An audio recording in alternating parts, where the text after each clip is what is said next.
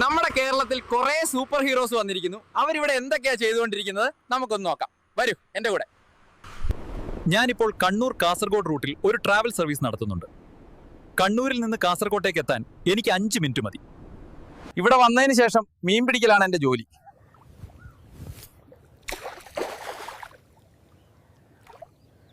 എല്ലാവരും എന്റെ ജിമ്മിൽ വരിക. കുറഞ്ഞ ചെലവിൽ നല്ല ബോഡി ബിൽഡർ ആകാം.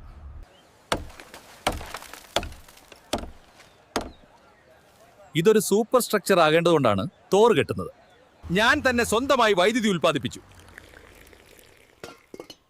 ഞാൻ നടത്തുന്ന എന്റെ സ്വന്തം ചായക്കട.